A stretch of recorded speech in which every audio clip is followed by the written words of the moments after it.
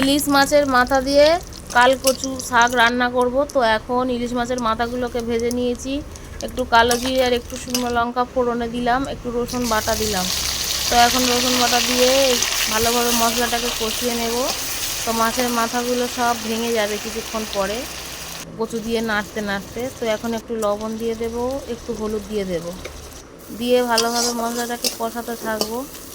কিছুক্ষণ কষাবো, কষিয়ে কচু শাকটা সিদ্ধ করে ভাপিয়ে জল ঝরিয়ে রেখেছিলাম। তো এখন দিয়ে দিলাম, এই যে দিয়ে ভালোভাবে নেড়ে চেড়ে এখন কচু শাকটাকে রস মারতে হবে, তারপরে অন্য মশলা যাবে। তো এখন ভালোভাবে নেড়ে চেড়ে কচু শাকটা এইভাবে নেড়ে চেড়ে রস মারতে হবে।